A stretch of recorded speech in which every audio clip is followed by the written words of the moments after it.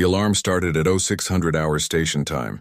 Commander Sarah Chen was drinking her morning coffee when the first warning flashed across her datapad. Her hand stopped halfway to her mouth. The cup trembled slightly as she read the message again, hoping she had misunderstood. Unidentified vessels entering system. Multiple contacts. Military configuration. Sarah set down her coffee and walked quickly to the command center of New Horizon Station. The station was small by galactic standards, just a research and mining outpost on the edge of human space. 847 people called it home. Scientists mostly with their families, some miners, a few engineers. No soldiers. They had never needed soldiers before. The command center was already buzzing with activity when she arrived. Her second officer, Lieutenant Marcus Webb, looked up from his console. His face was pale. "Commander, we have 15 ships. They're big, military-class cruisers. They're not responding to our hails." Sarah moved to the main display. The screen showed 15 red dots moving in perfect formation toward the station. Her stomach tightened. New Horizon had 2 small defense platforms. They were designed to handle pirates or asteroids, not a military fleet. "Keep trying to contact them," she ordered. "Broadcast on all frequencies. Tell them we're a peaceful research station. Tell them we're not a military target." The communications officer, a young woman named Alice Porter, nodded and began broadcasting. Her voice was steady, professional. "Unknown vessels, this is New Horizon Station. We are a civilian research facility. We are not armed for military engagement. Please identify yourselves and state your intentions." The response came 30 seconds later. It was not the response they wanted. A face filled the screen. It was reptilian, covered in dark green scales. Yellow eyes stared out at them without warmth or mercy. When it spoke, its voice was like gravel scraping across metal. "Human Station. I am War Master Zekthor of the Krell Dominion. This system now belongs to the Krell. You will evacuate immediately. You have 1 hour to abandon your station and leave this space. Any who remain will be destroyed." Sarah felt her heart hammering in her chest. She had heard of the Krell. Everyone had. They were conquerors expanding their territory by force. But this was neutral space. The Krell had no claim here. "War Master," Sarah said, keeping her voice calm, "this system is not claimed by any government. We have legal mining rights here, recognized by the Galactic Council. We cannot simply abandon years of research and infrastructure. Perhaps we can negotiate a shared access agreement." The Krell's eyes narrowed. "You misunderstand, human. This is not a negotiation. This is an order. You have 1 hour." The screen went black. Sarah looked around the command center. Everyone was staring at her, waiting for orders. She thought of her daughter Maya, 9 years old, probably still asleep in their quarters. She thought of all the other children on the station, the families, the researchers who had come here to study alien plants, not to fight wars. "Get me Earth Command," she said quietly. "Emergency channel, and start evacuation procedures. Get everyone to the escape pods." The next 45 minutes were chaos. People ran through corridors with bags and children. Scientists tried to grab data drives with years of research. Engineers worked frantically to prepare the escape pods. But there were not enough pods for everyone. New Horizon had been built for research, not for emergencies like this. Sarah stood in the command center watching the numbers. They had 20 escape pods. Each pod could hold 50 people if they packed in tight. That meant 1,000 people maximum. They had 847 on the station. They could do it. They could save everyone. But then the Krell attacked. They did not wait 1 hour. They waited 47 minutes. The first missile hit the station's power core. The lights flickered and went out. Emergency power kicked in, bathing everything in red light. The station shook like a toy in a child's hand. Sarah grabbed the edge of her console to keep from falling. "They're firing," Marcus shouted. "All platforms. They're targeting the escape pods." Sarah's blood went cold. "What?" "They're shooting the escape pods as they launch. 3 pods destroyed already. 4, 5. On the screen, Sarah watched in horror as small dots representing escape pods vanished one by one. Each dot was 50 people, 50 lives. "Gone in a flash of light. Evasive pattern," she ordered. "Launch all remaining pods at once. Scatter them." But it was too late. The Krell had positioned ships around the station. They had firing solutions on every launch vector. Pod after pod launched into space and was immediately destroyed by Krell weapons fire. Sarah watched the counter drop. 16 pods launched, 15 destroyed. 17 launched. 16 destroyed. The station was coming apart around them. Another explosion rocked the deck. Sarah heard screaming from somewhere down the corridor. The air was filling with smoke. Pod 19 away. Alice called out. Pod 20 launching now. Sarah looked at the screen. Pod 19 was somehow still there, still moving. It was using debris from the station as cover, hiding in the expanding cloud of wreckage. The Krell ships were firing, but the pod was small and fast. It was getting away, but Pod 20 was not as lucky. It launched straight into a Krell firing line. Sarah watched it explode silently on the screen. Pod 19 is away, Marcus said. There was desperate hope in his voice. They made it to jump distance. They're going to FTL. Sarah felt a tiny spark of relief. One pod, 50 people saved. It was not enough. It was nowhere near enough, but it was something. Then the main screen exploded in sparks. Sarah threw up her arm to protect her face. When she looked again, the screen was dark. The station lurched violently to one side. She heard the terrible sound of metal tearing. Hull breach, someone screamed. Multiple breaches. Sections 7 through 12 venting atmosphere. Sarah grabbed her communicator. All hands, this is the commander. Get to emergency shelters now. Seal all. The words died in her throat as she saw something on her console. A schematic of the station. The residential section. Maya's room. It was red. Venting atmosphere. Maya, she whispered. She ran. She ran through corridors filling with smoke and debris. She ran past people trapped behind sealed doors, beating on the windows, screaming for help. She ran past fires and exposed wiring and bodies floating in zero gravity. She ran toward the residential section, toward her daughter. But she never made it. The corridor ahead exploded inward as a Krell missile tore through the station's hull. Sarah felt herself flying backward, tumbling through the air. Her head struck something hard. Darkness swallowed her vision. When she woke up, she was floating in space. Her emergency suit had deployed automatically, sealing around her body. She could breathe. But everything hurt. New Horizons Station was dying in front of her. It was twisted metal and fire now. No longer recognizable as the place she had called home for 3 years. Krell ships circled it like sharks, firing again and again into the wreckage. Sarah's communicator crackled to life. Anyone, this is Pod 19, any survivors, please respond. She fumbled for the transmit button. This is Commander Chen, she said. Her voice sounded strange in her own ears, distant and broken. I'm here. I'm alive. Commander! Thank God. We're coming back for survivors. No! Sarah's voice was sharp, urgent. No, you have to run. You have to get to Earth. You have to tell them what happened here. Promise me. Promise me you'll tell them. There was a long pause. Commander, your daughter, Maya is on our pod. She made it. She's safe. Sarah closed her eyes. Tears floated away from her face in tiny spheres. Maya was alive. One thing saved from all this death. Then you definitely run, Sarah said softly. You keep her safe. And you tell Earth what the Krell did here. You tell them everything. We will, Commander. We'll tell them. The communication went silent. Sarah watched as Pod 19's drive signature flared and then vanished. They were away. They were safe. 12 people out of 847. Sarah floated in the darkness, watching her station burn. She thought about Maya, about holding her daughter one last time. She thought about all the people she had failed to save. She thought about the Krell War Master and his yellow eyes. Something appeared in front of her. A Krell soldier in a spacesuit holding a weapon. It pointed the weapon at her chest. Sarah looked into its eyes. She did not beg. She did not cry. She straightened her spine and met its gaze. You have made a mistake, she said clearly. Earth will come for you. And when they do, you will understand what it means to wake a sleeping dragon. The Krell tilted its head as if amused. Then it fired. Sarah Chen's last thought was of her daughter, racing toward Earth with the truth. Far away on the Krell flagship, War Master Zekthor watched the destruction of New Horizons Station with satisfaction. The station was gone. The humans were dead. A message had been sent to all species who might question Krell expansion. He ordered his communications officer to broadcast the footage across known space. Let everyone see what happened to those who stood in the way of the Krell Dominion. Shall we continue to the next human outpost?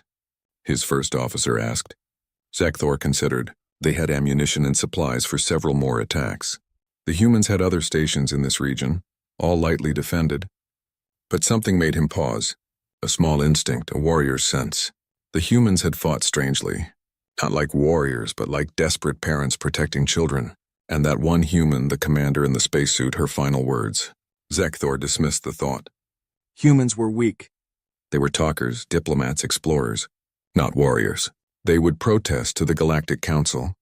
They would make speeches. But they would not fight. They had never shown the will for real war. No, he decided.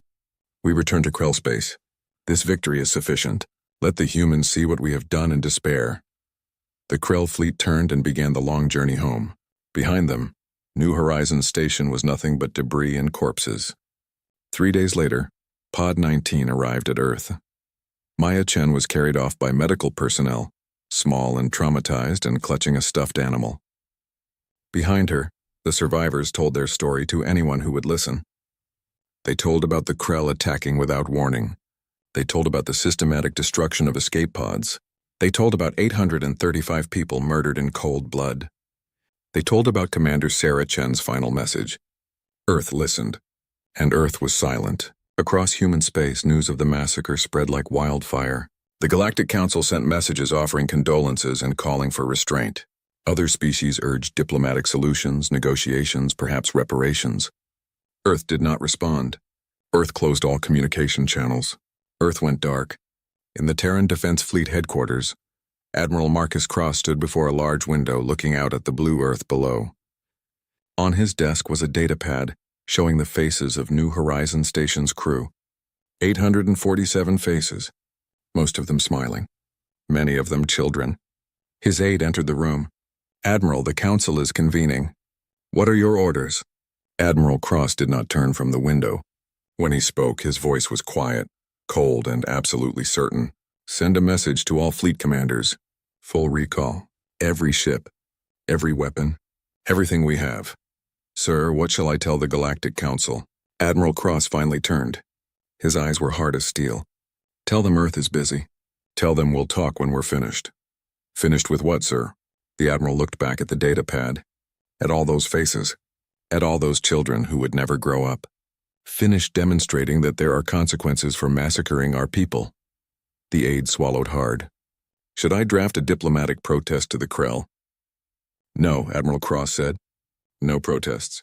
No warnings. No negotiations. He picked up the datapad and held it tight. They wanted to send a message. Now it's our turn. Prepare Protocol Nightfall. The aide's face went pale. Protocol Nightfall. The worst-case scenario. The plan that was never supposed to be used. Sir, are you certain? Admiral Cross looked at the pictures one more time. Then he set down the datapad and straightened his uniform. They killed our children, he said simply. What else is there to be certain about? The Terran Council chamber had never been so quiet. 200 representatives sat in their seats watching the screen at the front of the room. On that screen, a small girl with dark hair was crying. Maya Chen was 9 years old. Her clothes were torn. Her face was dirty with ash and dried blood. Someone had wrapped a blanket around her shoulders, but she was still shaking. A counselor sat beside her, holding her hand. The interviewer spoke gently. Maya, can you tell us what happened? Take your time. Maya wiped her nose with the blanket. The alarms went off. Mommy told me to get my emergency bag and go to the escape pods. She said she had to help other people first. She promised she would meet me there. And did you make it to the pods? Yes. A nice man carried me because I was scared. His name was Dr. Patterson. He studied plants. He liked to show me pictures of alien flowers.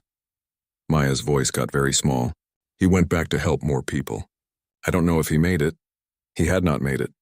Dr. James Patterson was on the list of the dead. What happened in the pod, Maya? We launched. But there were explosions everywhere. People were screaming. I saw other pods blow up through the window. They just exploded. All those people. Maya started crying harder. They killed them on purpose. The Krell ships were shooting at the pods. Why would they do that? We weren't soldiers. We weren't fighting. Every person in the council chamber sat frozen. Many had tears on their faces. But they kept watching. They needed to see this. All of humanity needed to see this. Did you see your mother again? The interviewer asked softly. Maya shook her head. No, she called on the radio. She said she loved me. She said to be brave. She said, the little girl's voice broke. She said Earth would come for us. She said Earth would make it right. The video ended. The screen went dark. For a long moment, no one in the council chamber spoke. Then the Secretary General stood up. His name was David Okonkwo, and he had led the United Earth government for 15 years. He was known for his calm, for his diplomacy, for always finding peaceful solutions. Today, his face was carved from stone. "You have all seen the evidence," he said. 835 human beings murdered. Not in battle, not in war. They were researchers, engineers, families. They asked to negotiate. They tried to evacuate. The Krell shot them down as they fled. He paused, looking around the chamber. "The Galactic Council has sent messages urging restraint. They say we should seek diplomatic solutions. They remind us that violence only breeds more violence. They say we should be better than our enemies." Secretary General Okonkwo's hands gripped the podium. "But I ask you, representatives of Earth, what kind of people would we be if we allowed the murder of our children to go unanswered? What message would we send to every aggressive species in the galaxy? That humans can be killed without consequence? That our loved ones are acceptable losses in someone else's expansion?" A representative from the North American Union stood. "Secretary General, no one wants to ignore this atrocity. But are we seriously considering all-out war with the Krell Dominion? They are a major power. This could cost millions more lives." "Millions of Krell lives," another representative said coldly. "I find I am not as concerned about that as I should be." Arguments erupted across the chamber. Some called for sanctions, blockades, diplomatic pressure. Others demanded immediate military action. The debate raged for an hour, voices rising and falling like waves. Then Admiral Marcus Cross stood up. The chamber fell silent. Admiral Cross was a legend in the Terran Defense Fleet. He had served for 40 years, rising through every rank. He had fought pirates in the asteroid belt. He had protected colony ships on their long journeys to new worlds. He had never lost a ship under his command. He was also known for something else. He had written Protocol Nightfall. "May I speak?" he asked. The Secretary General nodded. "The floor recognizes Admiral Cross." Cross walked to the center of the chamber. He moved slowly like a man carrying a heavy weight. When he spoke, his voice was quiet, but it filled the room. 23 years ago, I was a young captain. I commanded a destroyer called the Valiant. We were escorting a colony ship to a new world when pirates attacked. They disabled the colony ship and started boarding it. I had to decide. Chase the pirates and leave the colonists undefended, or stay and fight against bad odds. He paused. I stayed. We fought for 6 hours. We lost 30 good sailors that day, but we saved 2,000 colonists. Afterward, people called me a hero. But I learned something important. I learned that when you have power, you have responsibility. The responsibility to protect those who cannot protect themselves. Cross pulled out a data pad. New Horizon Station had 2 defense platforms. Total crew 12. They were researchers, people. They had families. They trusted us to keep them safe. We sent them to that frontier station and told them it was safe. We promised them protection. His voice hardened. We broke that promise. And 835 people paid the price. Now we face another choice. Do we respond with strongly worded letters? Do we place sanctions that the Krell will ignore? Do we do what the Galactic Council expects and play the civilized species? Admiral Cross looked around the chamber, meeting eyes with as many representatives as he could. Or do we show the galaxy who we really are? We are not just explorers and scientists. We are not just diplomats and merchants. We are the descendants of warriors. We are the children of every culture that ever fought to defend their homes. We are human beings, and when you murder our families, there are consequences. He activated his data pad. A document appeared on every screen in the chamber. This is Protocol Nightfall. It is a military plan I wrote 10 years ago, hoping we would never need it. It outlines a complete military response to an existential threat against humanity. It requires full mobilization of our fleet. It requires the suspension of normal military engagement rules. And it requires the elimination of any threat that demonstrates the intent to genocide our species. A representative from the Asian coalition stood up. Admiral, are you suggesting we genocide the Krell in return?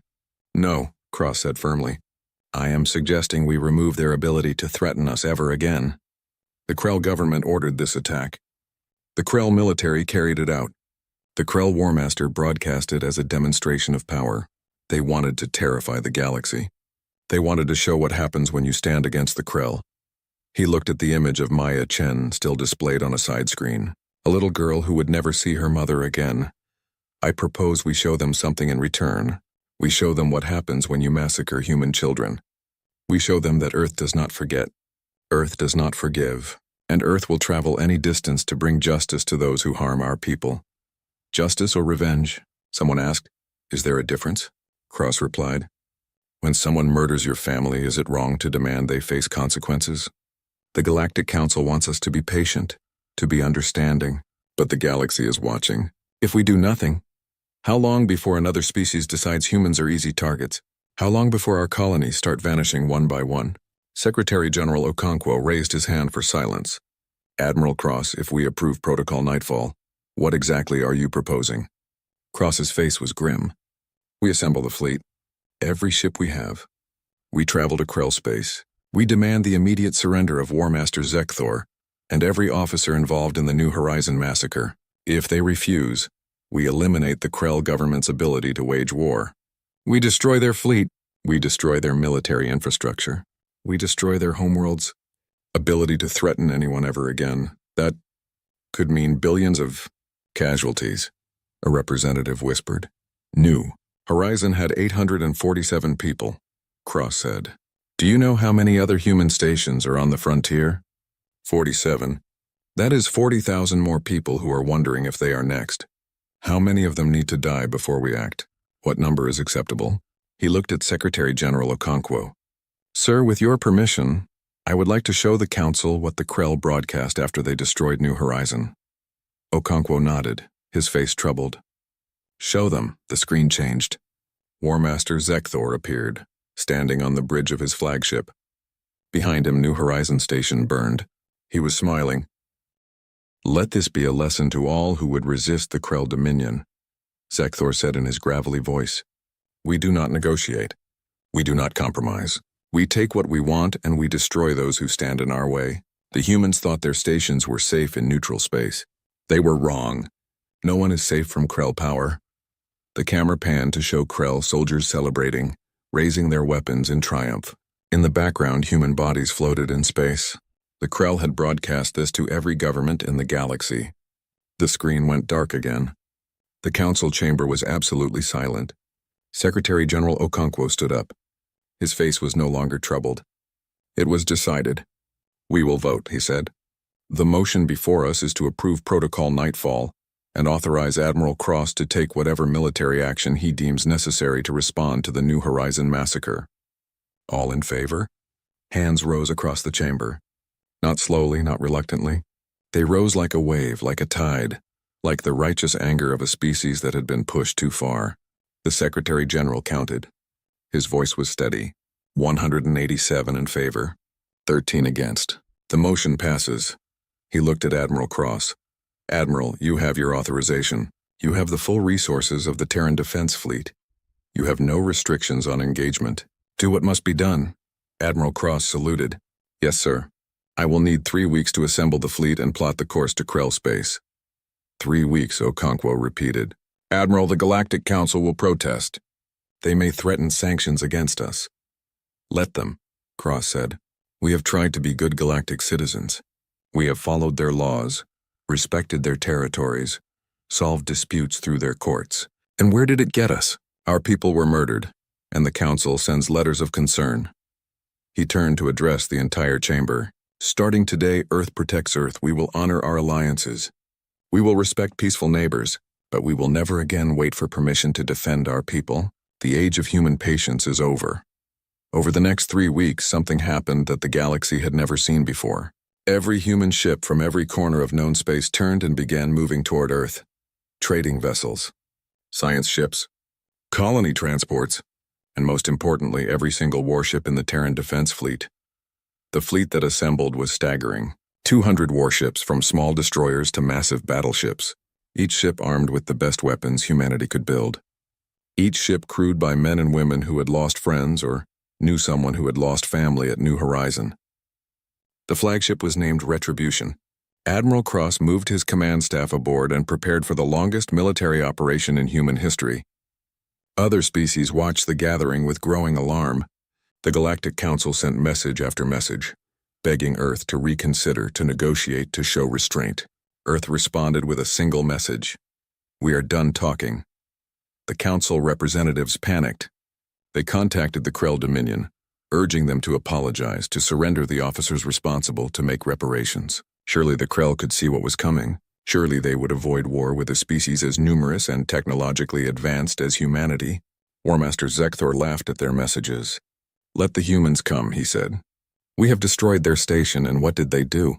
They had meetings. They made speeches. Now they threaten to send ships. Let them try. We have 5,000 warships. The humans have 200. We will crush them and add their worlds to our empire." The Krell began mobilizing their own fleet. They fortified their homeworld. They prepared for what they assumed would be an easy victory. On Earth, Maya Chen sat in a hospital room. She had been there since arriving. The doctors said she was physically healthy, but emotionally traumatized. She barely spoke. She barely ate. She just stared out the window at the stars, waiting for something. Admiral Cross visited her before the fleet departed.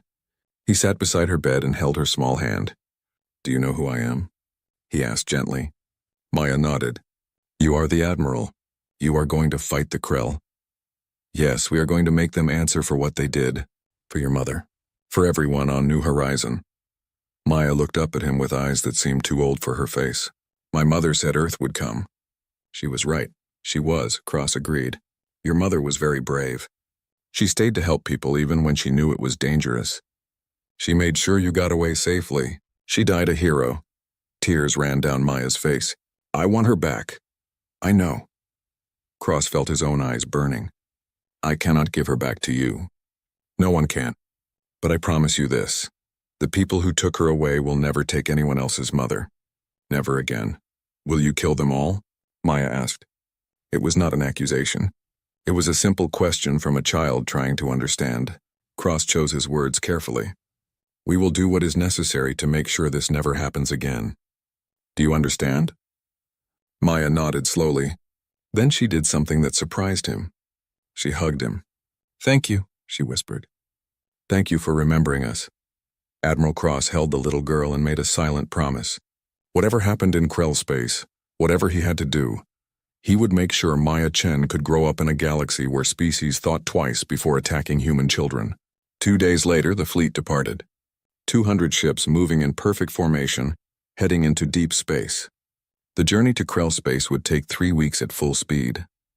The galaxy held its breath and waited to see what would happen when humanity went to war. The fleet moved through space like a school of predatory fish, silent and purposeful. Admiral Marcus Cross stood on the bridge of the Retribution, watching the stars stream past. 3 days into the journey, 18 more to go. "Admiral, we are receiving another message from the Galactic Council," his communications officer reported. "They are requesting we divert course and attend a diplomatic summit." "Ignore it," Cross said without turning. Same as the last 50 messages. His executive officer, Commander James Holland, walked up beside him. Holland was younger than Cross by 15 years, with dark skin and sharp eyes. He had served with Cross for a decade and knew the Admiral better than most.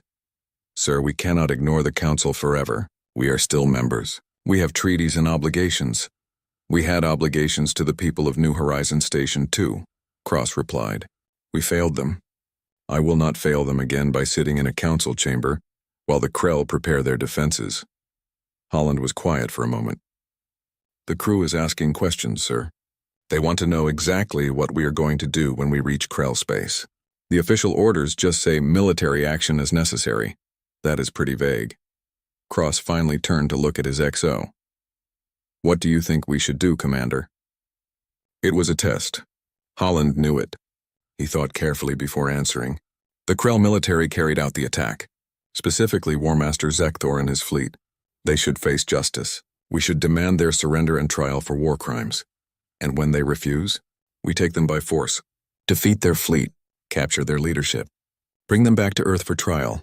Cross nodded slowly. A measured response, proportional. The kind of thing the Galactic Council would approve of. "Yes, sir.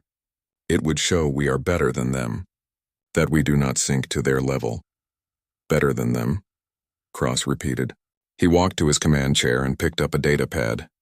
"James, how many aggressive species are there in the galaxy? Species that expand by conquest?" that take what they want by force? Holland frowned, thinking. 8 major ones, maybe a dozen minor ones. And how many of them have attacked human targets in the last 5 years? 3 major ones, 5 minor ones. Holland saw where this was going. His frown deepened. 8 attacks, Cross said. 43 human lives lost before New Horizon. Pirates, raiders, accidents that were not accidents. And each time we did what the council wanted. We filed complaints. We attended hearings. We accepted apologies and promises that it would not happen again. And then it happened again. He handed the datapad to Holland. These are intelligence reports from before New Horizon. The Krell were planning more attacks. They had identified 7 more human stations as targets. After New Horizon was destroyed and we did nothing, they were going to hit all 7 within a month. Holland read the reports, his face growing darker. These are confirmed? Confirmed. Our intelligence people intercepted Krell military communications. Zekthor called New Horizon a test. He wanted to see how humans would respond to a massacre of civilians. If we did nothing, he planned to take all our frontier stations. Eventually, he wanted to attack the colonies themselves. Cross took back the datapad. So I ask you again, Commander. What should we do? Be better than them? Show restraint? Or make absolutely certain that the Krell never threaten a human life again? Holland was silent for a long moment. When he spoke, his voice was troubled. What you are describing sounds like extermination, sir. Genocide. Are we really willing to become that? Are we willing to let our people be slaughtered because we are afraid of what we might become? Cross shot back. James, I am not talking about killing every Krell in the galaxy, but I am talking about sending a message so loud, so clear, that no species will ever again think humans are easy targets. By destroying their homeworld. It was not a question. Holland had figured it out. Cross did not deny it. Krell Prime is their heart, their capital, their military headquarters. If we destroy it, we cut off the head of their empire. The rest will fall apart. Other Krell colonies will have to focus on their own survival instead of conquering their neighbors. And the billions of civilians on that planet? Holland asked quietly. We'll have time to evacuate if they are smart, Cross said. I am not a monster, James. I am not going to order the genocide of a species. But I am going to make sure that when this fleet returns home, humanity never has to do this again. Fear works, Commander. Diplomacy has failed us. Restraint has failed us. Maybe fear will succeed. Holland looked down at his boots. My daughter is 7 years old, sir. Same age as Maya Chen. When she asks me what I did in this war, what do I tell her? That Daddy helped destroy a planet? You tell her you made the galaxy safer for her, Cross said firmly. You tell her that sometimes protecting the innocent requires hard choices. You tell her that you did what you had to do so she could grow up without fear. I hope you are right, sir. I really do. The fleet continued its journey through space. They passed through the territory of the Nexian Confederacy, a loose alliance of peaceful species. The Nexians sent messages asking about the fleet's destination. They received no answer. Nexian ships followed the human fleet at a distance, reporting its movements to the Galactic Council. On day 7, they entered Vorlan space. The Vorlans were a crystalline species, neither aggressive nor particularly friendly to humans. Their ships approached the fleet with weapons ready. Human fleet, you are entering Vorlan territory, came the transmission. State your purpose or be fired upon. For the first time in a week, Admiral Cross responded to an outside communication. This is Admiral Cross of the Terran Defense Fleet. We are exercising our right of innocent passage through your space. We have no hostile intent toward Vorlan. We will not stop, we will not deviate from our course, and we will not slow down. Anyone who attempts to interfere will be considered hostile. There was a long pause. The Vorlan ships held their position, their weapons tracking the human fleet. 200 human warships against 15 Vorlan patrol craft. The mathematics were simple. You are traveling toward Krell space, the Vorlan commander said. This is an act of war. The Galactic Council has ordered you to stop. The Galactic Council did not see their children murdered, Cross replied coldly. Vorlan, I am giving you a choice. You can let us pass peacefully or you can try to stop us. Choose wisely. The Vorlan ships moved aside. The human fleet passed through without slowing. Behind them, the Vorlan commander sent an urgent message to the Council. The humans are not stopping. They are not listening. Whatever you plan to do, do it fast. These are not diplomats. These are warriors and they are angry. But the Council had no plan. How do you stop 200 warships from a species that had always been peaceful, always been reasonable? They had no answer. On day 12, the fleet passed near the hegemony, a large empire of insectoid beings.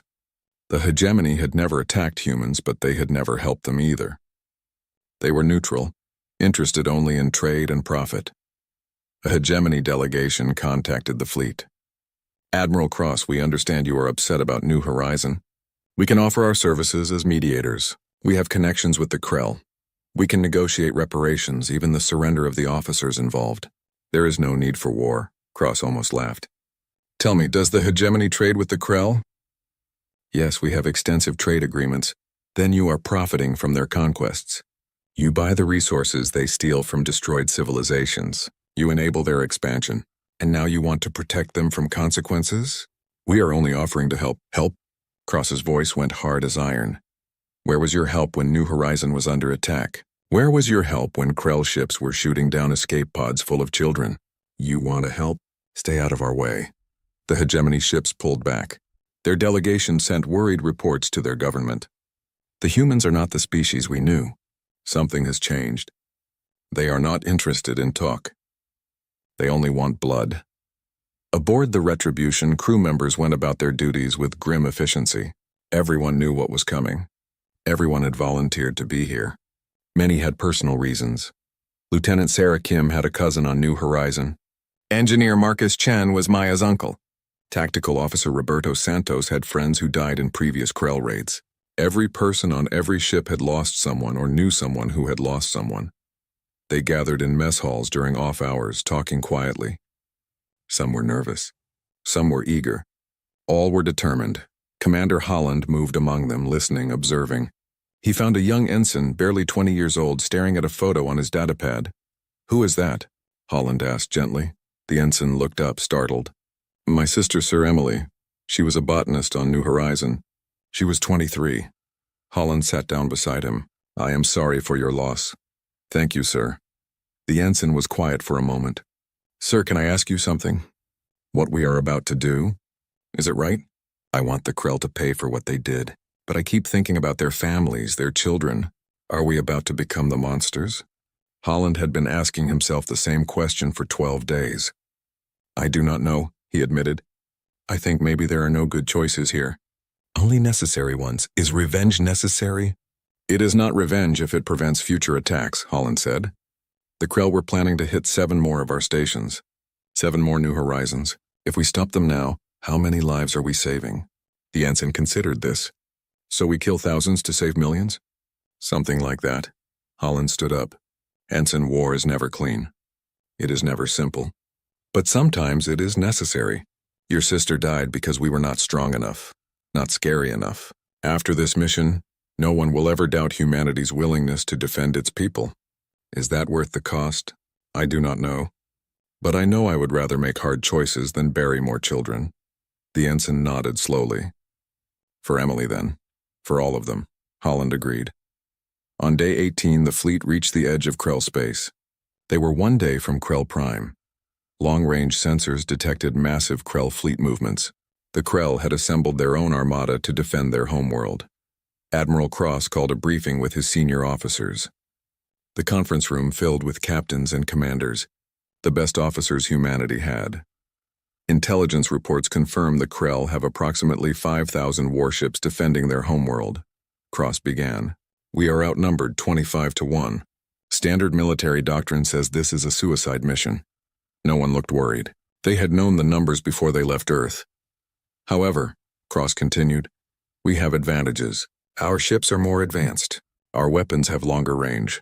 Our crews are better trained. And most importantly, we know we are fighting for something that matters.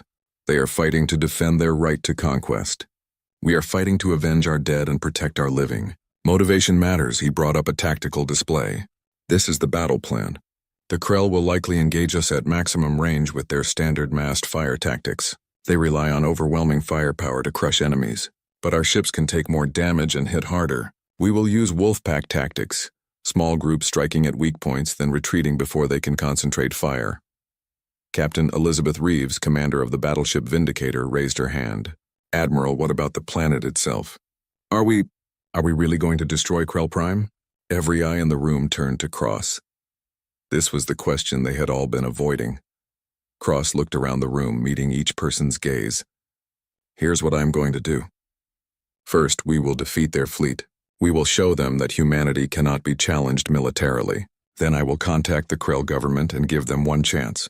One opportunity to surrender War Master Zekthor and every officer involved in the New Horizon massacre. And if they refuse, Reeves pressed. Then we show them the cost of murdering our people, Cross said flatly.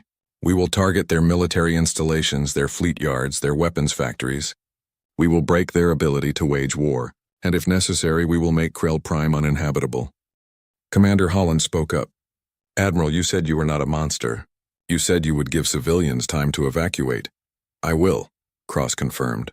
We will broadcast our intentions. We will give them time to leave. But make no mistake. If the Krell government refuses to surrender those responsible for New Horizon, their homeworld will burn. The room was silent. Finally, Captain Jackson Lee of the carrier Defiance spoke. Admiral, if we do this, there is no going back. The galaxy will never see us the same way. We will be the species that destroyed a homeworld. Better that than the species that lets its children be slaughtered, Cross replied. But I will not order anyone to participate in this who is uncomfortable with it. After we defeat their fleet, any ship that wants to withdraw may do so without judgment. This has to be a choice, not an order. No one moved to leave. Cross nodded. Then we understand each other. Tomorrow we enter Krell space. Tomorrow we show them what happens when you wake the humans. Get some rest. You will need it. The officers filed out. Only Commander Holland remained. James, you have something to say? Cross asked. Yes, sir.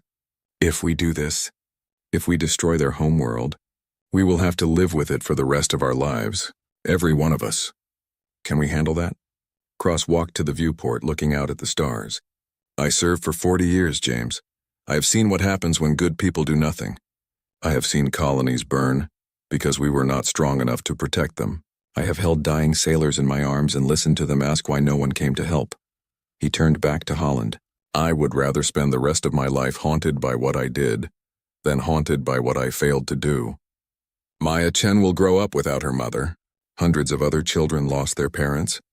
If destroying Krell Prime means no more Mayas, no more dead children, then yes. I can live with it, Holland saluted. Then I will stand with you, sir. To the end. To the end, Cross agreed. That night, every ship in the fleet received the same message from Admiral Cross. It was short. It was simple. It was everything they needed to hear. Tomorrow we make history. Tomorrow we show the galaxy who we are. Tomorrow New Horizon is avenged. For our fallen. For our families. For humanity. Across 200 ships, men and women read those words and prepared for battle. They checked their weapons. They said prayers or wrote letters home. They looked at pictures of loved ones lost or living. And when the sun rose on day 19, the fleet crossed into Krell space. War Master Zekthor received word in his war room on Krell Prime. The humans are here. 200 ships. He smiled his reptilian smile. Only 200? I expected more after all their threats. Prepare the fleet. Today we will crush the humans and remind the galaxy why the Krell are feared. His aide hesitated. War Master, perhaps we should reconsider. The humans seem very determined. Maybe we could offer some compromise. Compromise? Zekthor's eyes blazed. We showed them our strength at New Horizon. They responded with empty words, and now a fleet too small to matter. They are proving my point. They are weak. Today we will destroy them, and then we will take all their frontier stations as compensation for this insult. The aide bowed and left. Zekthor looked out at his planet from the high tower. Krell Prime, heart of the Dominion, jewel of their empire, untouched by war for 500 years. It would never be the same again. In space, Admiral Cross stood on his bridge and gave the order he had traveled 3 weeks to give. All ships, battle stations, prepare to engage, for New Horizon. The response came back from 200 ships, thousands of voices united, for New Horizon.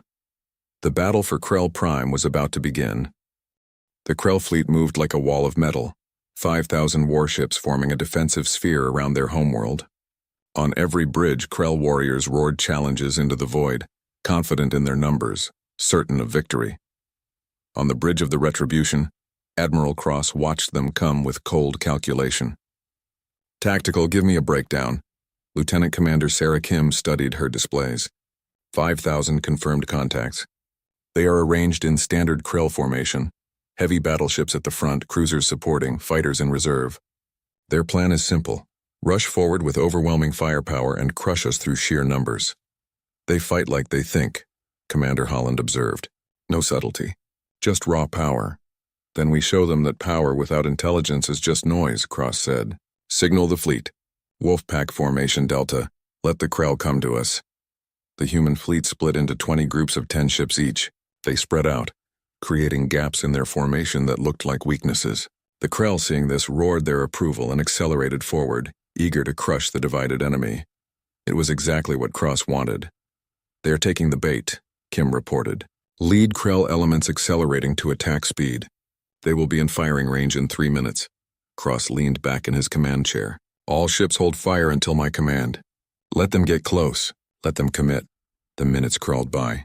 On the view screen, the Krell ships grew larger, closer. Warning alarms began to sound as enemy weapons locked on. Officers glanced nervously at the Admiral, waiting for the order to fire. Cross watched the tactical display with the patience of a veteran. He had fought in dozens of battles. He understood timing. He understood that warfare was not about bravery or honor. It was about mathematics and psychology. It was about making your enemy do exactly what you wanted them to do. Range 100 kilometers, Kim announced. 50 kilometers. Krell ships opening fire. Space lit up with weapons fire. Thousands of plasma bolts and missiles streaked toward the human ships. Point defense systems came alive, shooting down incoming fire. Shields flared as some shots got through. The ship shook as a plasma bolt impacted the Retribution's forward shields. Shields at 87%, the engineering officer called out. Still, Cross waited. The Krell ships were closing in, surrounding the divided human groups, preparing to annihilate them at close range. This was the Krell way. Get close, overwhelm with firepower, watch your enemies burn. They had no idea what was coming. Now, Cross said quietly, all ships execute Alpha Strike. The human fleet opened fire. 20 years of weapons research, 20 years of advancement in targeting systems and power generation, 20 years of preparing for a war they hoped would never come, all unleashed in a single devastating moment. Railgun rounds traveling at a significant fraction of light speed tore through Krell hulls like paper.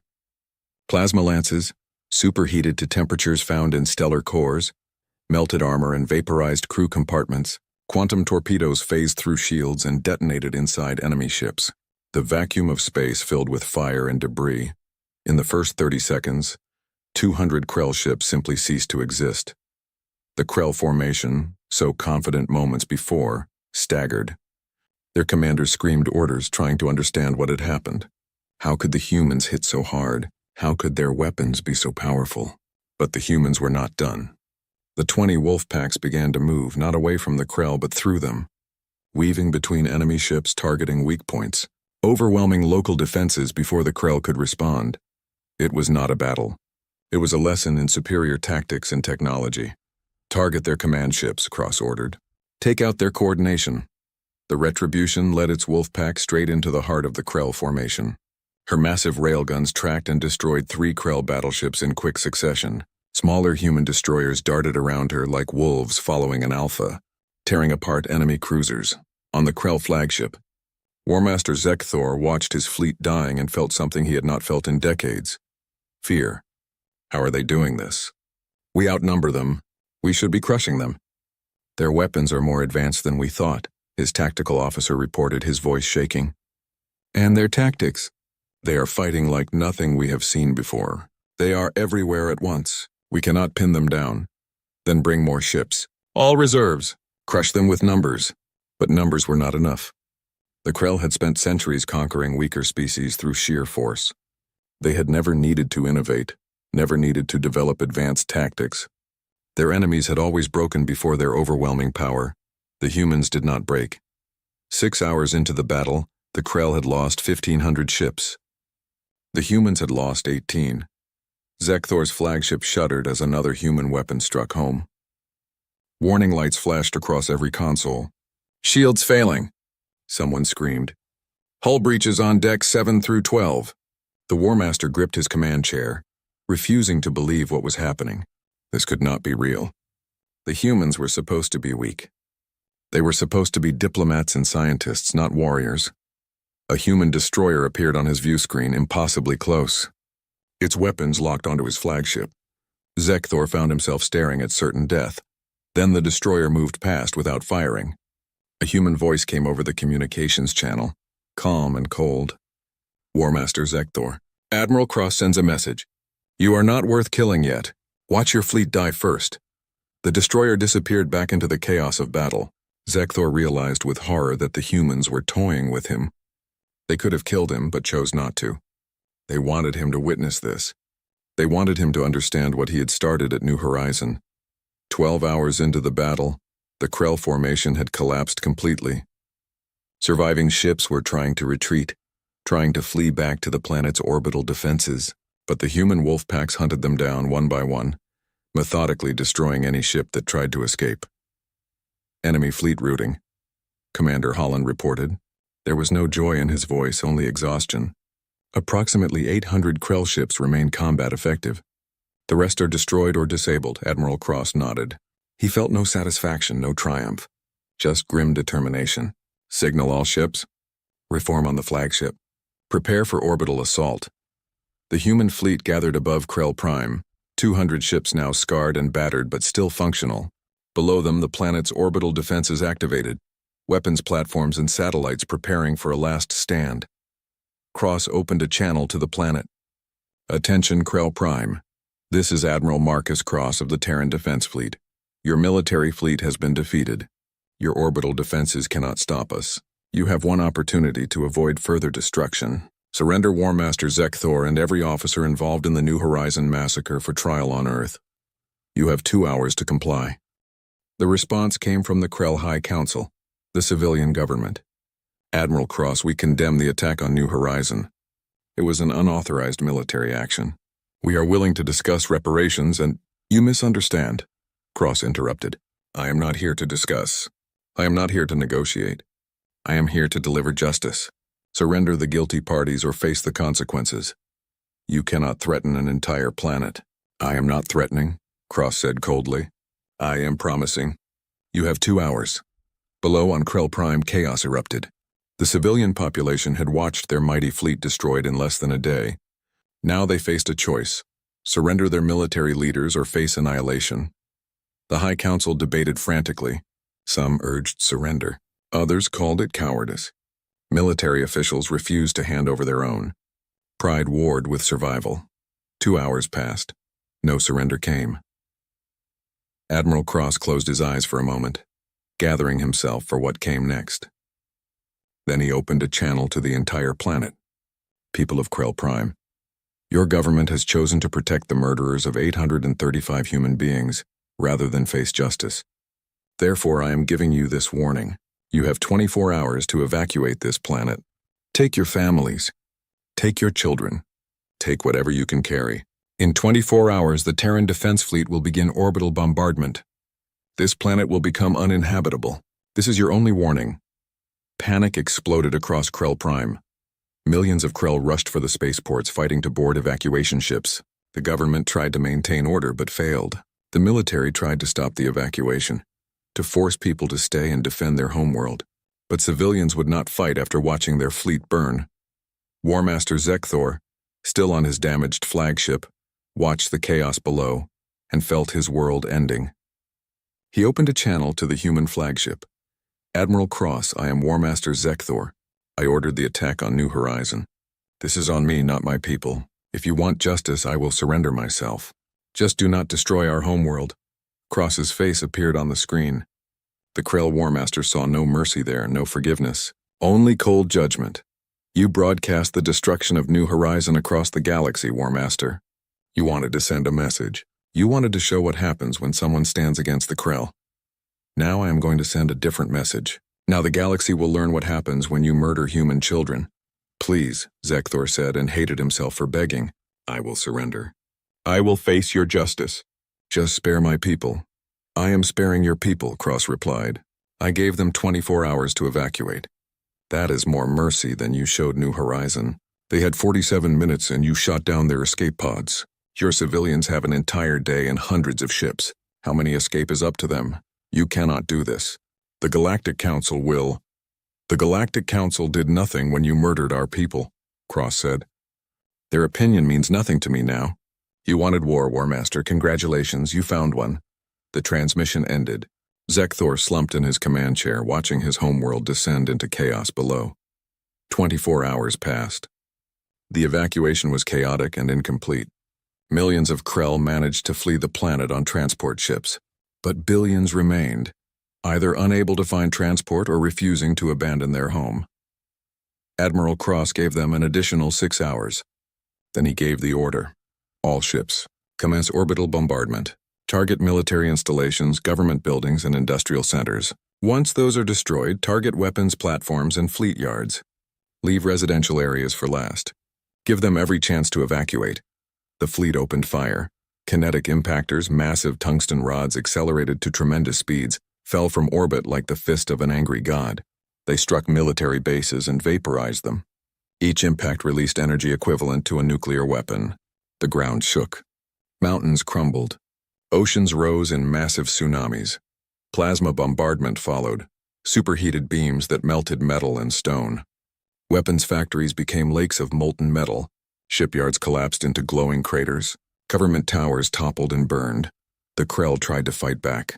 Orbital defense platforms fired at the human ships. Surface-to-space missiles launched by the hundreds. But the human fleet's point defense systems destroyed most of them, and their shields absorbed the rest. The Krell weapons, designed to fight primitive species, could barely scratch the human vessels. For 18 hours, the bombardment continued. The planet's atmosphere began to superheat. Firestorms spread across continents. The oceans started to boil in some areas, releasing massive clouds of steam that choked out the sun. Evacuation ships continued to launch, packed with refugees. Admiral Cross ordered his ships to let them pass. Any vessel that flees will not be fired upon, he commanded. We are not here to commit genocide. We are here to remove a threat. But the planet itself was dying. The bombardment had triggered tectonic instability. Earthquakes rocked every continent. Volcanoes that had been dormant for millennia erupted. The carefully balanced ecosystem that had sustained Krell civilization for thousands of years collapsed in a single day. Aboard the Retribution, Commander Holland watched the destruction with a sick feeling in his stomach. Admiral, long-range sensors indicate approximately 40,000 Krell have successfully evacuated. Intelligence estimates suggest 4 billion remain on the surface. Cross stood at the viewport, watching the planet burn below. His face was carved from stone. Continue bombardment. Target remaining military installations. Sir, there are no significant military installations left. We have destroyed them all. Then target the planetary infrastructure. Power generation. Water treatment. Transportation hubs. Make sure this planet cannot support a military presence for 1,000 years. Holland hesitated. Admiral, at some point this crosses a line. We have defeated them. We have destroyed their military. Is this still justice, or have we become what we fought against? Cross turned to face his XO. His eyes were haunted but determined.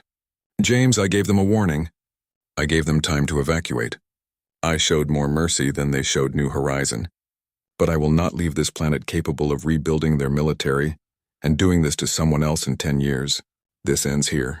This ends now. And the civilians still down there? I regret every innocent life lost today, Cross said quietly. But I regret the lives lost at New Horizon more. I regret the children who died because we were not strong enough to deter aggression. I regret that we are here at all. But we are here, and I will finish this. The bombardment continued for another 6 hours. Finally, Admiral Cross called a halt. Ceasefire. All ships a status report. Reports came in from across the fleet. 18 ships destroyed in the initial battle.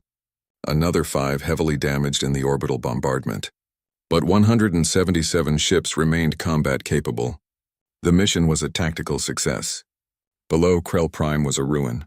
The atmosphere was choked with ash and smoke. The oceans were contaminated with radioactive debris. Vast swaths of the planet were simply gone, replaced by molten craters. Sensors detected residual radiation that would make most of the surface uninhabitable for centuries. The jewel of the Krell Dominion was dead. Cross opened one final transmission to the surviving Krell government, now aboard a refugee fleet fleeing into deep space. War Master Zekthor, if you are listening, you wanted to send a message at New Horizon. You wanted to show the galaxy that the Krell were strong, that you could take what you wanted without consequences. I hope you are watching now. I hope you see what your actions cost your people. He paused, letting his words sink in. But I am not without mercy. The 40,000 Krell who evacuated will be given asylum on a human colony world. They will be treated fairly, fed, housed, and protected. Their children will grow up safe. In time, if they wish, they may help rebuild a Krell civilization somewhere else in the galaxy. Cross's voice hardened. But it will be a different civilization. One that understands that actions have consequences. One that knows that humanity will not tolerate the murder of our people. You wanted the galaxy to fear the Krell. Now the galaxy will fear what happens when you cross humanity. He closed the channel and turned to Commander Holland. Signal the fleet. We are going home. As the human armada turned and began the long journey back to Earth, they left behind a planet that would serve as a monument. A warning. A lesson carved into a world that would not support life for 10,000 years. The Krell Dominion, which had terrorized the galaxy for centuries, had been broken in a single day. Not by superior numbers, not by ancient technology, not by the intervention of advanced beings. By humans, by a species that wanted only peace but had finally learned that peace sometimes required the willingness to wage total war. The journey home would take 3 weeks. Admiral Cross stood at the viewport of the Retribution, looking back at the dying planet behind them, and wondered if he had saved humanity or stained it forever. History would decide. He had done what he thought was necessary. Now he would have to live with it. Behind him, Commander Holland approached. The crew is asking about the Krell we let escape. Should we hunt them down? No, Cross said. Let them live. Let them spread the story of what happened here. Let every species in the galaxy hear about the day the humans stopped being patient and started being feared. And if someone else attacks us, Cross turned from the viewport, his eyes hard, then they will learn the same lesson. We gave peace a chance. For decades, we tried diplomacy and restraint. It got us 835 dead innocents. From now on, Earth protects its own, and anyone who threatens us will face the same judgment the Krell received. That is a harsh policy, sir. It is a necessary policy, Cross corrected. The galaxy respects strength. We showed them weakness and they killed our children. Now we have shown them strength. Maybe now they will leave us alone. The fleet jumped to FTL, leaving the Krell system behind. Throughout the galaxy, species watched and learned. The humans, those peaceful explorers and diplomatic scientists, had become something else. Something dangerous. Something to be respected, feared, and never ever provoked. On Earth, Maya Chen watched the news broadcasts with her counselor. She saw the images of Krell Prime, a planet reduced to fire and ash. She saw the numbers. Billions dead, a civilization broken. Is it over? She asked quietly. Yes, her counselor said. It is over. Maya nodded slowly. She thought about her mother, about Commander Sarah Chen's final words. Earth would come. Earth would make it right. They remembered, Maya whispered. They remembered us all. The counselor put an arm around the little girl's shoulders. They will never forget, Maya. None of us will ever forget. And across human space, in every colony and station, in every ship and outpost, a new understanding took hold. Humanity had changed. The age of patient diplomacy was over. The age of overwhelming response had begun. They had attacked a human outpost. Earth had silenced them by wiping out their homeworld, and the galaxy would never be the same. The Terran Defense Fleet arrived at Earth 32 days after leaving Krell space. They came home not to celebrations, but to silence. The entire planet seemed to be holding its breath, waiting to see what they had become. Admiral Marcus Cross stood on the bridge of the Retribution as Earth grew larger on the view screen. He had spent the 3-week journey preparing reports, reviewing casualty lists, and trying to sleep without dreaming of a burning planet. He had not been very successful with that last part. Sir, we are receiving landing clearances, the communications officer reported. Earth Command requests you report immediately for debriefing. Cross nodded. He had expected this. What he had done in Krell space would be analyzed, questioned, and judged by people who had not been there. People who had not watched the footage of escape pods being destroyed. People who had not carried the weight of 835 dead souls. Acknowledge the order, he said. Commander Holland, you have the fleet. Get these people home safely. Holland saluted. Yes, sir. And Admiral, whatever happens down there, you did what needed to be done. The crew stands with you. Cross managed a tired smile. Thank you, James. Take care of them for me. 6 hours later, Admiral Cross walked into the Terran Council chamber, the same room where 5 weeks earlier, they had voted to approve Protocol Nightfall. The same representatives sat in their seats, but now they looked at him differently, some with gratitude, some with horror, all with a new kind of respect that tasted like fear. Secretary General David Okonkwo stood at the podium. His face was impossible to read. Admiral Cross, you are here to deliver your report on the Krell operation. Cross walked to the center of the chamber. He carried a data pad with all his official reports, but he did not look at it. He spoke from memory, from the heart. Mr. Secretary, representatives of Earth, I am here to report on the complete success of our mission. The Krell military fleet has been destroyed.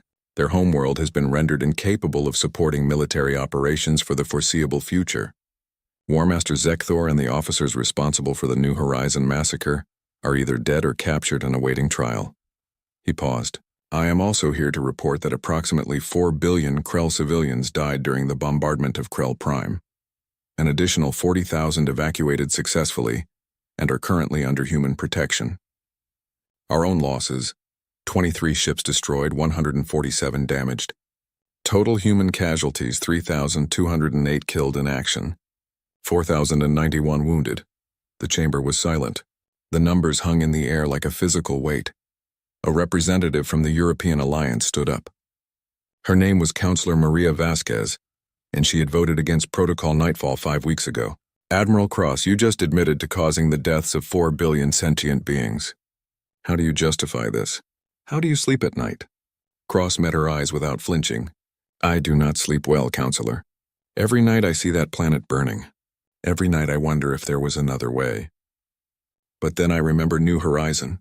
I remember children blown apart in escape pods. I remember that the Krell had plans to attack 7 more of our stations. I remember that they wanted to send a message about Krell strength. His voice hardened. So we sent a different message. We showed the galaxy what happens when you murder human families. Do I like what we had to do? No. Do I regret it? Ask me again when another species considers attacking us and decides not to because they remember Krell Prime. You are saying the ends justify the means, Vasquez said. I am saying that protecting our people justifies hard choices, Cross replied. Counselor, you voted against this operation. I respect that. But answer me honestly. If we had done nothing, if the Krell had destroyed 7 more stations and killed thousands more humans, would you have felt better? Would your conscience be cleaner? Vasquez sat down without answering. Secretary General Okonkwo raised his hand for silence. The question before us is not whether what happened at Krell Prime was justified. That debate will continue for generations. The question is what we do now. How does Earth move forward? What is our relationship with the Galactic Council? What is our policy toward other species? He looked at Admiral Cross. Admiral, you have spent 40 years serving humanity. You understand war and diplomacy. What would you recommend?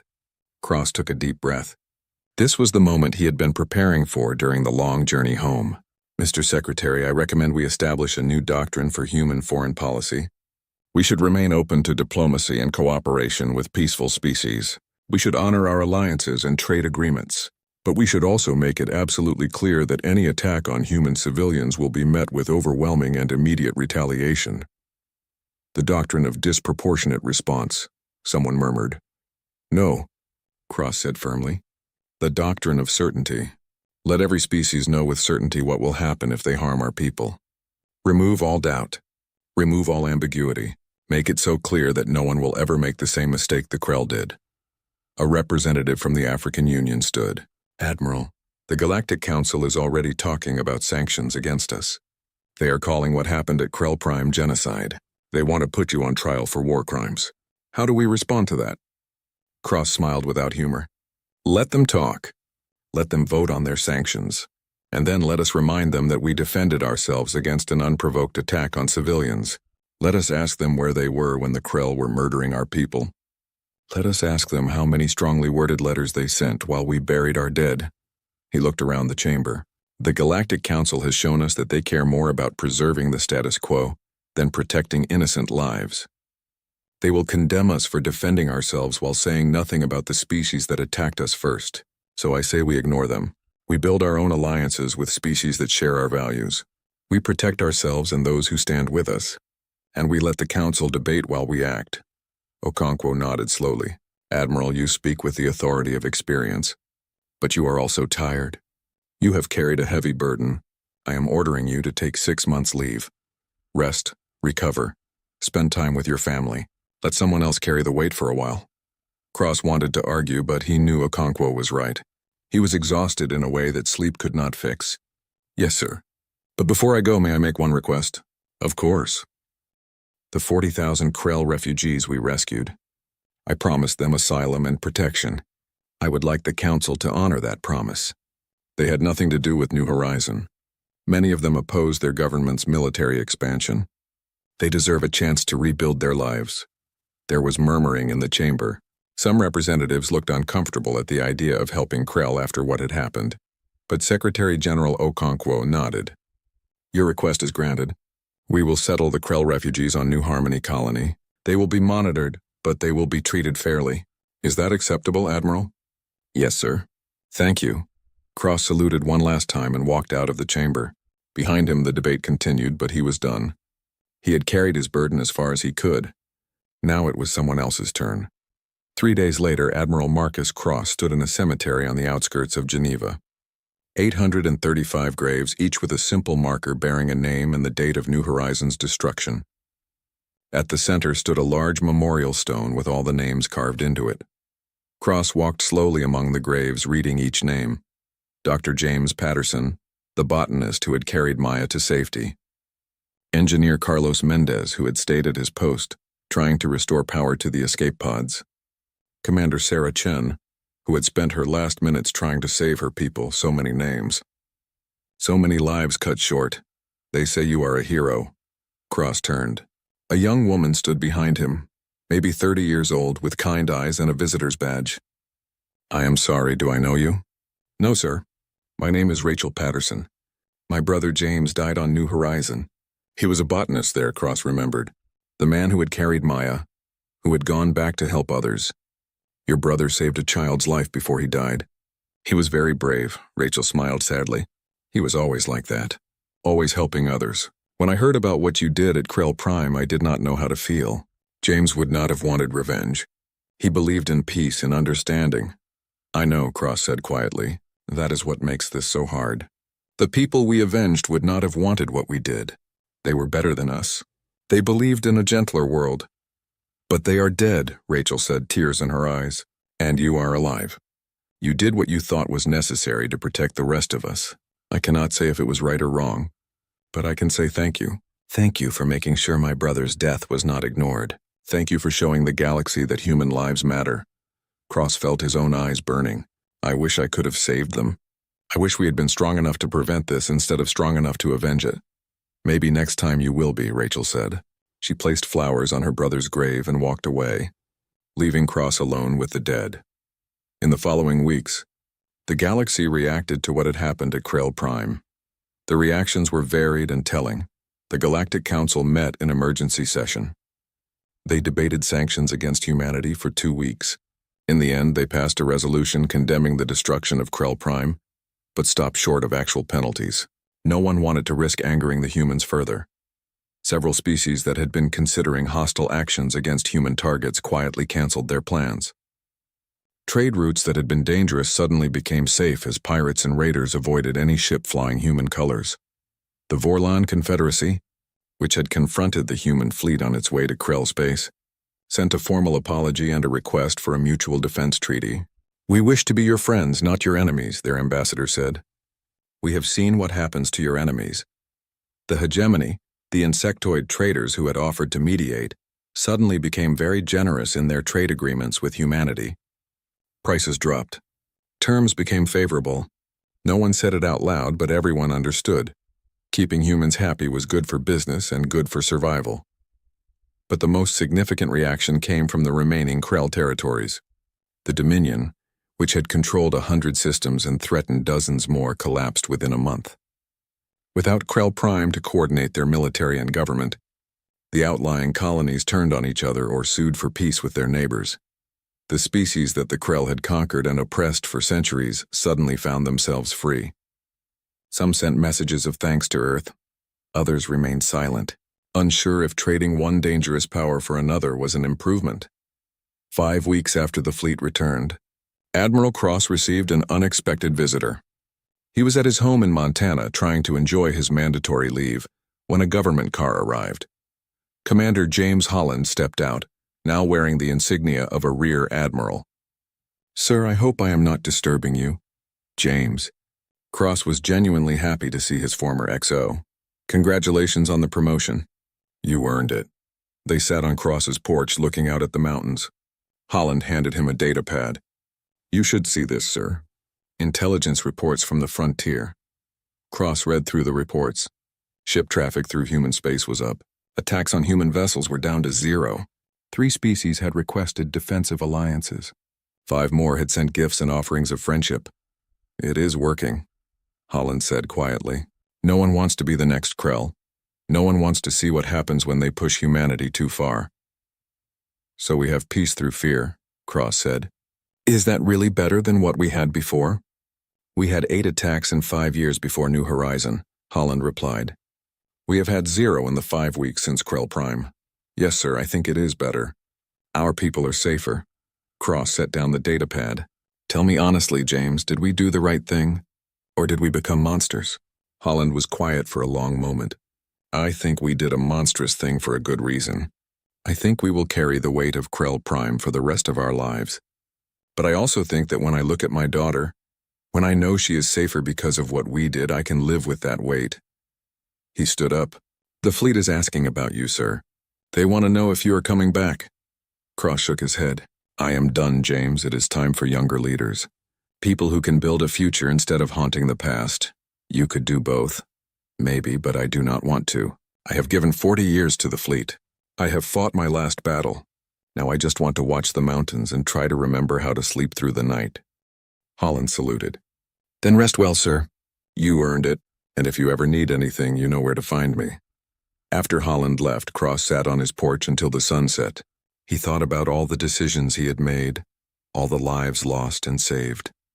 He thought about whether the future would judge him as a hero or a villain. In the end, he decided it did not matter. He had done what he thought was right at the time with the information he had. History would make its own judgments. He could not control that. He could only control whether he lived with integrity and purpose moving forward. 10 years passed. The galaxy learned to live with the new reality. Humanity was no longer the friendly explorers, no longer the patient diplomats who could be pushed around. They were a major power, respected and feared in equal measure. The doctrine of overwhelming response became official Earth policy. Any attack on human civilians, any aggression toward human territory would be met with immediate and total military retaliation. No warnings, no negotiations, just consequence. And it worked. Human space became one of the safest regions in the galaxy. Species that wanted peace and trade found Earth to be a generous and reliable partner. Species that wanted conflict found other targets. The Krell refugees on New Harmony Colony had built a new community. They lived under human protection and governance, and they taught their children about the cost of aggressive expansion. A generation of young Krell grew up knowing that their homeworld had been destroyed not because they were evil, but because their leaders had chosen war over wisdom. Maya Chen grew up to become a diplomat. She spent her life working to build understanding between species, to find peaceful solutions before they escalated to violence.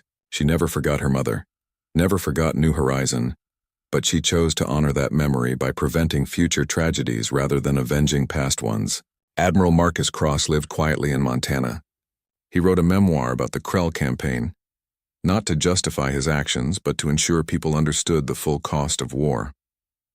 The book became required reading at the Terran Defense Academy.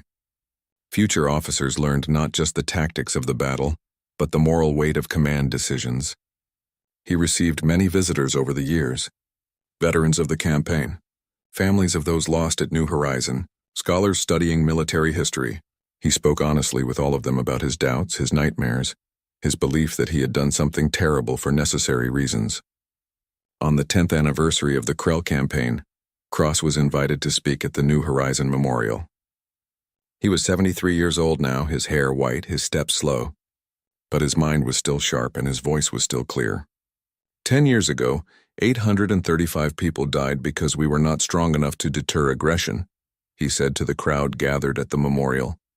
We responded with overwhelming force. We destroyed a homeworld. We killed billions.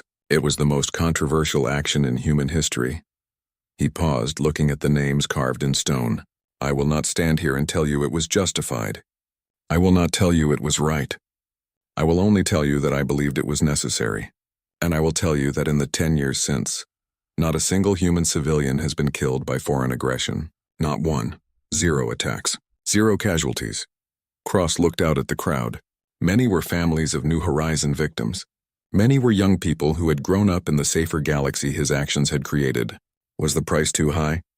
That is for you to decide.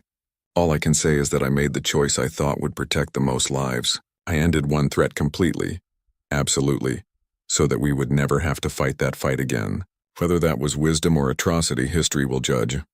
In the crowd, Maya Chen watched the old admiral speak. She was 29 now, a successful negotiator who had helped resolve conflicts between multiple species. She had dedicated her life to finding alternatives to what had happened at Krell Prime. After the ceremony, she approached Cross. They had met several times over the years, but always briefly, always awkwardly. The man who had avenged her mother and the girl who had lived because of that vengeance had an odd relationship. Admiral, she said, thank you for speaking today. Cross smiled at her. You have done well, Maya. Your mother would be proud.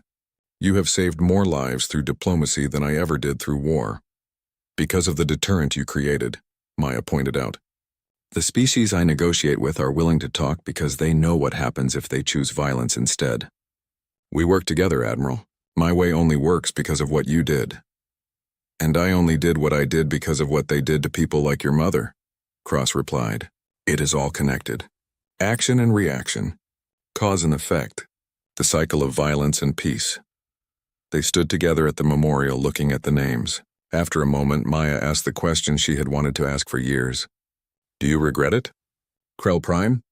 Cross considered the question carefully. I regret that it was necessary. I regret every life lost, Krell and human both. But do I regret the decision?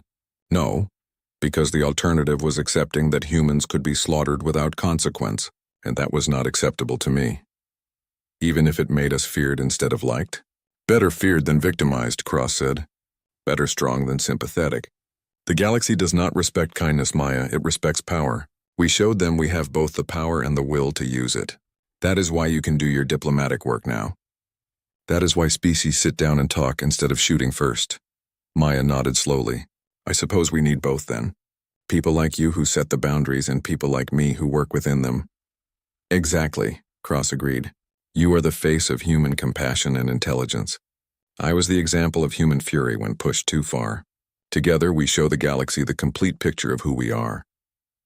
As the sun set over the memorial, Cross and Maya stood together in companionable silence. Around them, families came and went, leaving flowers, saying prayers, remembering those lost 10 years ago. And throughout the galaxy, on ships and stations, in government chambers and military academies, people told the story. They told about New Horizon, about the Krell's fatal mistake, about the human fleet that traveled 3 weeks for revenge and changed the balance of power in the galaxy. They told about Admiral Cross, the man who destroyed a world to save countless others. Some called him a hero. Some called him a war criminal. Most called him both. But everyone, from the most peaceful species to the most aggressive warriors, agreed on one thing. Do not wake the humans. Do not threaten their families. Do not mistake their preference for peace as weakness. Because humanity had shown the galaxy that they would cross any distance, pay any price, and carry any burden to protect their own. They had proven that their capacity for compassion was matched only by their capacity for destruction. And in the ruins of Krell Prime, still barren and radioactive 10 years later, stood a monument placed by the Terran Defense Fleet. A simple marker with words carved in every major galactic language. Here died a civilization that forgot the most important rule of warfare. Never attack those who have more to lose than you do. The humans lost 835 souls. In response, they erased a world. Let this serve as an eternal reminder that humanity protects its own, and the cost of harming them is absolute. 10 years. 1,000 years. 10,000 years. The message would remain the same. They had attacked a human outpost. Earth had silenced them by wiping out their homeworld, and the galaxy would never forget.